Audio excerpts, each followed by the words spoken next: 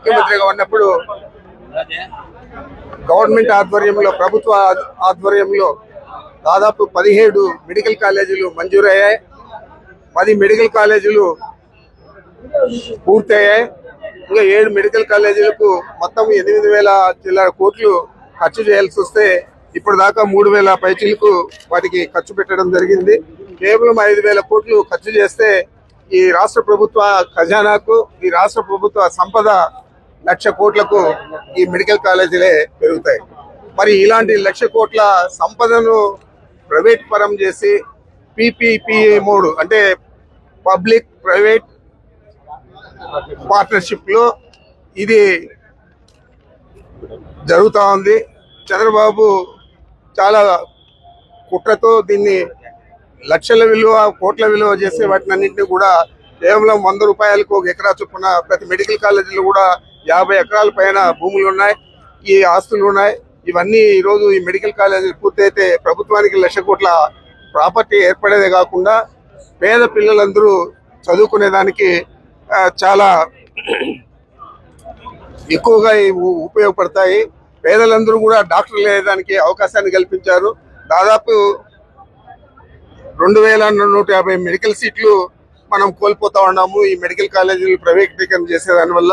ఇప్పటికే కుప్పం పులివెందులలో 50 సీట్లు మంజూరయ్యి college run చేసేదానికి ప్రారంభించేదానికి సిద్ధంగా ఉన్నా కూడా మాకు సీట్లు వద్దని చెప్పి నేషనల్ మెడికల్ కౌన్సిల్ కు చంద్రబాబు నాయుడు లేఖ కూడా రాశాడు.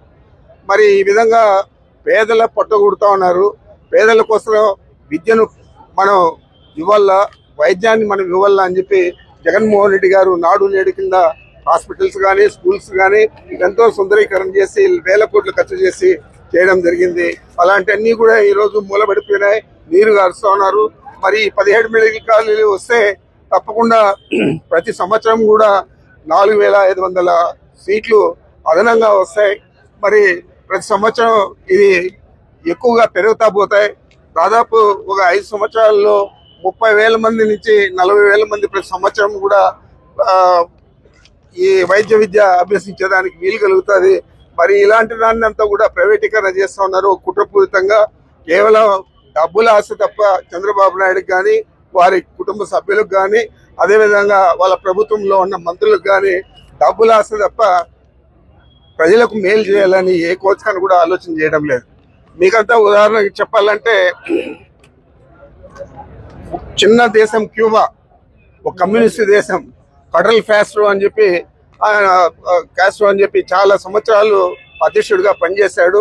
ఆయన ఆధ్వర్యంలో అనేక ప్రభుత్వ మెడికల్ కాలేజీలన్నీ కూడా ఉచితంగా మెడికల్ సీట్లు ఇచ్చి చదివించారు. అక్కడ వారు కరోనా సమయంలో ఏ విధంగా ఈ ప్రపంచానికి ఉపయోగపడారంటే దాదాపు 60 రాష్ట్రాలలో వారు సేవలు అందించారు. ఆ డాక్టర్లందరూ కూడా వచ్చి కరోనా సమయంలో, అదేవిధంగా మన దేశంలో కూడా క్యూబా డాక్టర్లందరూ వచ్చి కరోనా సమయంలో సేవలు అందించడం జరిగింది. మరి ఇలాంటి అవకాశాన్ని మనం వదులుకొని ఇక్కడ పెట్టుబడిదారులకంతా కూడా ఈ కాలేజీలన్నీ హ్యాండ్ ఓవర్ చేసి అక్కడ పెద్ద పెద్ద డొనేషన్లు కట్టే వాళ్ళు, ఇతర రాష్ట్రాల నుంచి ఇతర దేశాల నుంచి వచ్చే వాళ్ళందరూ కూడా ఇక్కడ చదువుకుంటే ఆ చదువు అయిపోయిన తర్వాత వాళ్ళ రాష్ట్రాలకు దేశాలకు వెళ్ళిపోతారు తప్ప మన రాష్ట్రానికి సేవ చేయాలనే ఆలోచన వారికి ఉండదు. మరి ఇలాంటిది దురదృష్టకరమైన ఘటన ఇది. రాష్ట్ర ప్రజలందరూ కూడా దీన్ని సమర్థించాలా, ప్రైవేటీకరణ వ్యతిరేకించేదే కాకుండా జగన్మోహన్ రెడ్డి గారు ఏ ఉద్దేశంతో అయితే ఇది చేపట్టాడో అది పేదలకు న్యాయం జరగాలని చెప్పి ఏదైతే చేపట్టాడో అది పేదలకు న్యాయం జరిగే విధంగా మనం అందరూ కూడా అందరి మద్దతు తీసుకొని, అన్ని రాజకీయ పార్టీల మద్దతు తీసుకొని దీని మీద పోరాటం చేయాలా. ఇది తొలి అడుగు మాత్రమే అని చెప్పి మీ అందరికీ మనవి చేస్తున్నాను.